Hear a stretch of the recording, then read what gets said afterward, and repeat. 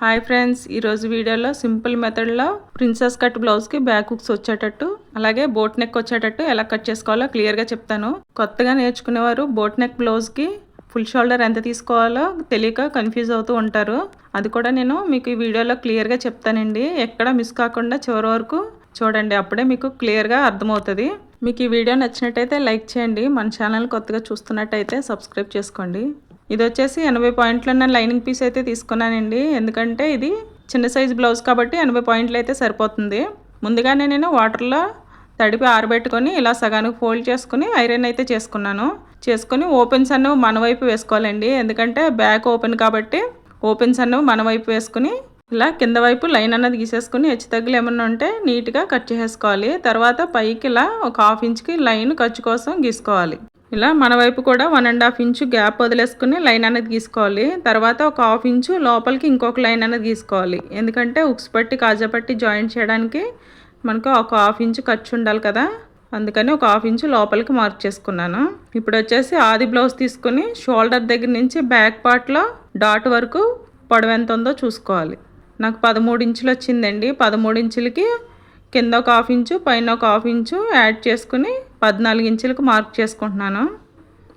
ఇలా ఆపోజిట్లో కూడా 14 ఇంచులకి మార్క్ చేసుకుని స్కేల్తో లైన్ అన్నది గీసేసుకోవాలి. చూడండి, ఇలా నీట్గా లైన్ అన్నది గీసేసుకోవాలి. ఇలా లైన్ గీసేసుకున్న తర్వాత ఆది బ్లౌజ్ తీసుకుని వేస్ట్ లూజు అలాగే చెస్ట్ లూజు చూసుకోవాలి. ఇలా డబల్ ఫోల్డింగ్ మీద వేసేసుకుని హుక్స్ పెట్టేసుకోండి. బ్యాక్ పార్ట్లో ఇలా బ్యాక్ పార్ట్లో చూసుకోవాలన్నమాట. చూడండి, డబుల్ ఫోల్డింగ్ మీద నాకు 12 ఇంచులు వచ్చింది. 12 ఇంచుల్లో సగం 6 ఇంచులు, నడుము లూజు 6 ఇంచులు. ఇప్పుడు చెస్ట్ లూజ్ వచ్చేసి 7 ఇంచులు వచ్చింది. చూసారా, అంటే వేస్ట్ లూజ్కి 1 ఇంచ్ కలిపితే మనకి చెస్ట్ లూజ్ వస్తుంది. ఈ 7 ఇంచులు మనం చెస్ట్ లూజ్ కింద మార్క్ చేసుకోవాలి. చూడండి, ఇలా 7 ఇంచులకి మార్క్ చేసుకుని ఒక 2 ఇంచులు ఖర్చు కోసం మార్క్ చేసుకుంటున్నాను. ఇక్కడ కూడా అదే 7 ఇంచులు మార్క్ చేసుకోవాలి. చూడండి, ఇలా మార్క్ చేసుకున్న తర్వాత ఒక బాక్స్ లాగా గీసేసుకుంటే సరిపోతుంది. అలాగే ఈ ఎక్స్ట్రా ఖర్చు దగ్గర కూడా ఒక లైన్ అన్నది గీసేసుకోవాలి. ఇప్పుడు వచ్చేసి ఆది బ్లౌజ్లో ఫుల్ షోల్డర్ ఎంత ఉందో చూసుకోవాలి. మనం ఇలా బ్యాక్ పార్ట్లో నీట్గా సమానంగా పెట్టుకుని ఎంత ఉందో చూసుకోవాలి. నాకు 10.5 వచ్చిందండి. ఆ 10.5 నేను హ్యాండ్ జాయింట్ కోసం కూడా అటు ఒక 1/2 ఇంచు ఇటు ఒక 1/2 ఇంచు యాడ్ చేసుకుని 11.5కి మార్క్ చేసుకున్నాను. 11.5లో సగం 5.35 ఇంచులకి మార్క్ చేసుకోవాలి. అదేవిధంగా డౌన్లో కూడా 5.35 ఇంచులకి మార్క్ చేసుకోండి. ఒకవేళ ఫుల్ షోల్డర్ ఎలా తీసుకోవాలో తెలియట్లేదు అనుకునే వారికి చిన్న టిప్ అయితే చెప్తాను చూడండి. ఇప్పుడు చెస్ట్ లూజ్ వచ్చేసి 7 ఇంచులు వచ్చింది కదా, అదే 7 ఇంచులకి మనం 5 ఇంచులు కలుపుకుంటే మనకి ఫుల్ షోల్డర్ అనేది వస్తుంది. ఏ సైజు వారికైనా సరే చెస్ట్ లూజ్కి 5 ఇంచులు కలుపుకుంటే మనకి ఫుల్ షోల్డర్ అనేది వచ్చేస్తుంది. మీకు టిప్ నచ్చితే లైక్ చేయండి. ఇప్పుడు వచ్చేసి అదే 5.35 ఇలా చంక రౌండ్ కోసం మార్క్ చేసుకుని ఎల్ షేప్లో లైన్ అన్నది గీసేసుకోవాలి. ఇప్పుడు వచ్చేసి బ్యాక్ నెక్ విత్ 3 ఇంచులకి మార్క్ చేసుకున్నానండి. మిగతాది షోల్డర్ వస్తుంది. అలాగే నెక్ డౌన్ వచ్చేసి 4 ఇంచులకి మార్క్ చేసుకున్నాను. ఇలా మార్క్ చేసుకుని మనం స్కేల్తో లైన్ అనేది గీసేసుకోవాలి. బోట్ నెక్ కదండి, 3-4 ఇంచులు అయితే సరిపోతుంది. లేదు ఇంకా డీప్ కావాలనుకుంటే 5 ఇంచుల వరకు పెట్టుకోవచ్చు. ఇప్పుడు వచ్చేసి ఆది బ్లౌజ్లో చంక రౌండ్ ఎంత ఉందో మార్క్ చేసుకోవాలి. చూడండి, మనకి 6 ఇంచులు వచ్చింది కదా, చెస్ట్ లూజ్లో 1 ఇంచ్ మైనస్ చేసుకున్నా మనకి చంక రౌండ్ అన్నది వస్తుంది. ఇప్పుడు ఇక్కడ ఎల్ షేప్ దగ్గర ఒక 1 ఇంచ్కి మార్క్ చేసుకుని ఇలా కరువు స్కేల్తో కరువు తిప్పేసుకోవాలి. కానీ ఇక్కడ ఇదే విధంగా మనం మార్క్ చేసుకుని కట్ చేసుకున్నామంటే మనకి బ్యాక్ పార్ట్లో ముడతలు అనేవి వచ్చేస్తాయి.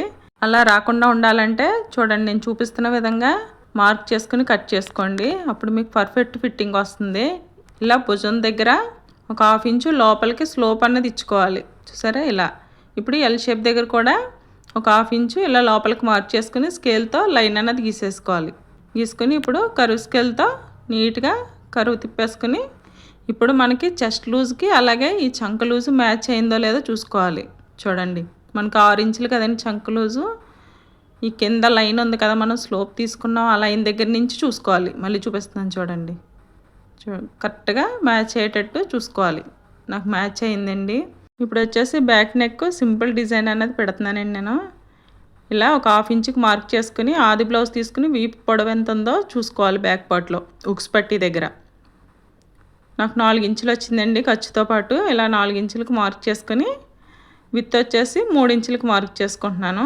అదేవిధంగా పైన కూడా 3 ఇంచులకి మార్క్ చేసుకుని ఇలా లైన్ గీసేసుకోవాలి. మనకి ఏ డిజైన్ అయినా సరే ఈ బాక్స్లోనే వచ్చేటట్టు మార్క్ చేసుకోవాలండి.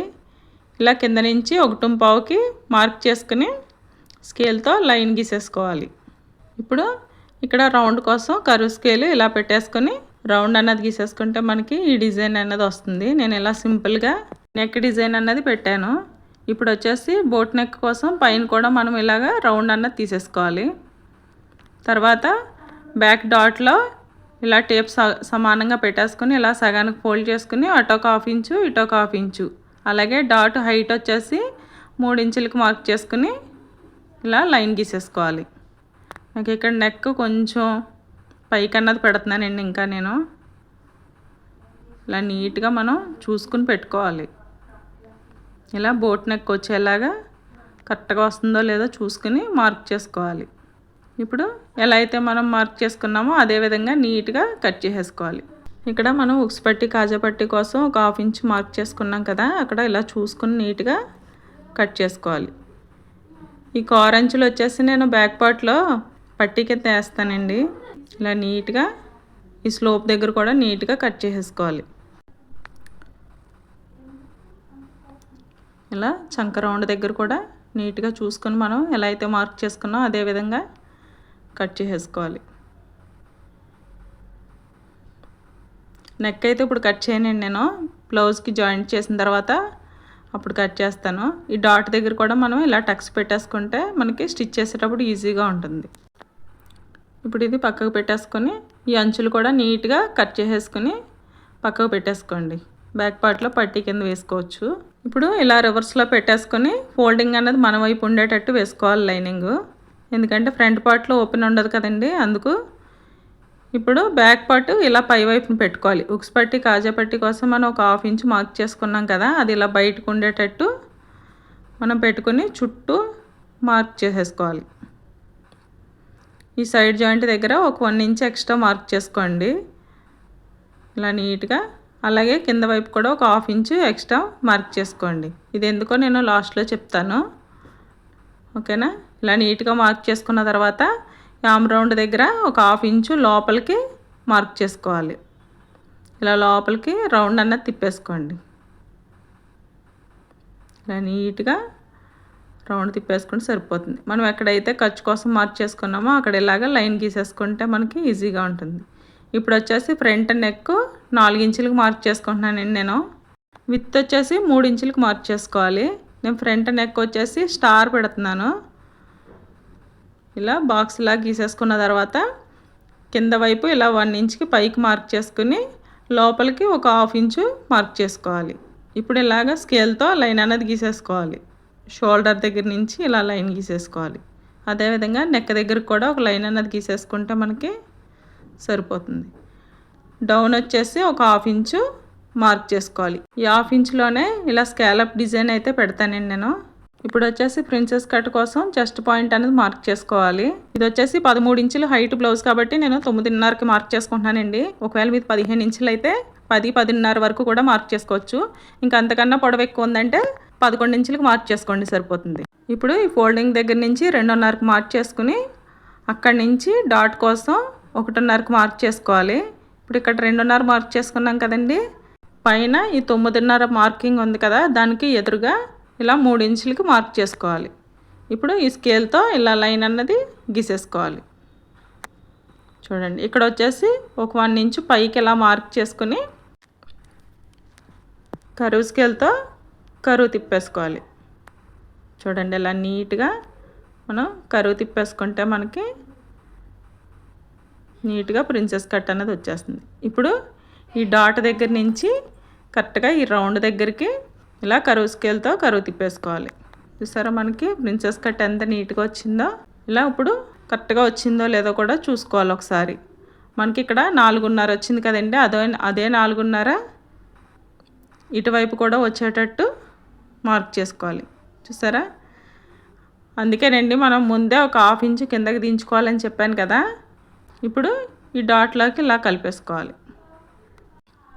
ఇలా కలిపేసుకున్న తర్వాత ఇక్కడ కొంచెం ఒక 1/2 ఇంచు పైకి ఇలా కరువు అన్నది తీసుకుంటే మనకి ఫ్రంట్ పార్ట్లో ఫిట్టింగ్ అన్నది బాగుంటుందండి. ఇలా ఈ డాట్లో కలిపేసుకోవాలి. ఇప్పుడు ఒకసారి ఆది బ్లౌజ్ తీసుకుని కరెక్ట్గా మనకి ఖర్చులతో పాటు సరిపోయిందో లేదో చూసుకోవాలి. చూసారా కరెక్ట్గా సరిపోయింది. ఇప్పుడు ఇలా కింద నుంచి 4.5కి మార్క్ చేసుకుని మనకు కావాలంటే ఈ రెండో డాట్ వేసుకోవచ్చు. డాట్ విత్ వచ్చేసి 2 ఇంచులకు మార్క్ చేసుకుంటున్నానండి. చిన్న సైజు బ్లౌజ్ కదా, ఒకవేళ పెద్ద సైజు బ్లౌజ్ అయితే 2.5కి మార్క్ చేసుకుంటే సరిపోతుంది. ఇప్పుడు ఎలా అయితే మనం మార్క్ చేసుకున్నామో అదే విధంగా నీట్గా కట్ చేసేసుకోవాలి.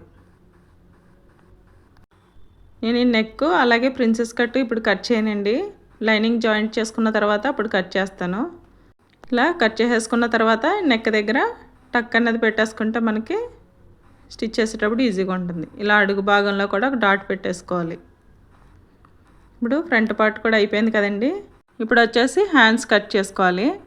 ఇలా డబుల్ ఫోల్డింగ్ వేసుకున్నాం కదా మనం ముందే, మళ్ళీ దాన్ని ఇలా ఫోల్డ్ చేసుకుని 4 ఫోల్డింగ్లు అన్నది వచ్చేటట్టు వేసుకోవాలి సమానంగా.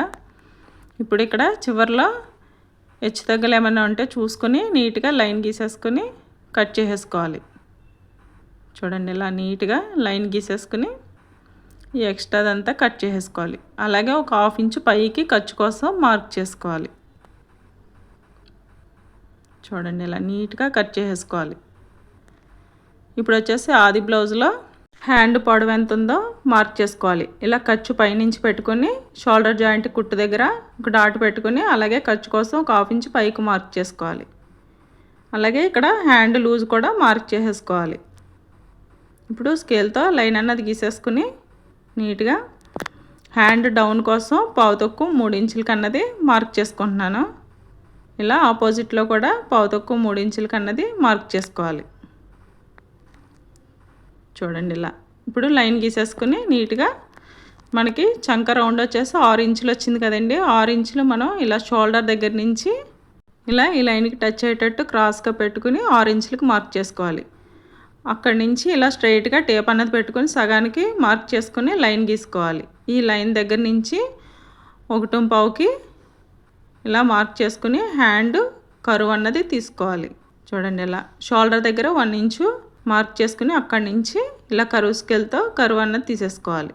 ఇలా రివర్స్ తిప్పేసుకుని మళ్ళీ స్కేలు ఇక్కడి నుంచి కరువు అన్నది తిప్పేసుకోవాలి. ఇలా మార్క్ చేసేసుకున్న తర్వాత నేను హ్యాండ్కి వచ్చేసి చిన్నగా పఫ్ అయితే పెడుతున్నానండి. పఫ్ కోసం నేను 2.5కి అయితే హైట్ మార్క్ చేసుకుంటున్నాను. పైకి విత్ వచ్చేసి 2 ఇంచులకి మార్క్ చేసుకుంటున్నాను.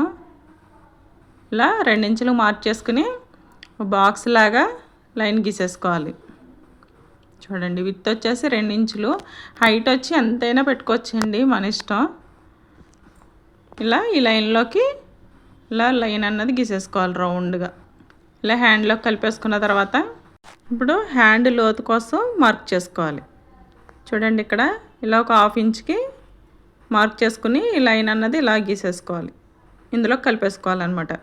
మనం ఈ పఫ్ హ్యాండ్స్ కట్ చేసేటప్పుడు హ్యాండ్ లోతు తీసుకున్నా తీసుకోకపోయినా ప్రాబ్లం ఏమి ఉండదండి. మనం ఇలా మార్క్ చేసుకోవచ్చు నార్మల్గా కూడా. అదేవిధంగా ఖర్చు కోసం 2 ఇంచులకు మార్క్ చేసుకుని ఇలా లైన్ గీసేసుకోవాలి. చూడండి ఇప్పుడు మనం ఎలా అయితే మార్క్ చేసుకున్నామో అదేవిధంగా నీట్గా కట్ చేసేసుకోవాలి. ఇలా కట్ చేసేసుకున్న తర్వాత హ్యాండ్ పై వైపున ఇలా చిన్న టక్ పెట్టేసుకుంటే సరిపోతుంది. ఇక్కడ ఈ పఫ్ దగ్గర కూడా మనం 2 ఇంచెస్కి మార్క్ చేసుకున్నాం కదా, అక్కడ కూడా టక్ పెట్టేసుకుంటే సరిపోతుంది. చూసారు కదండి, మీకు అర్థమైందని అనుకుంటున్నాను. ఒకవేళ అర్థం కాకపోతే కామెంట్ చేయండి, క్లియర్గా చెప్తాను. మీకు ఈ వీడియో నచ్చితే లైక్ చేయండి. Thank you for watching.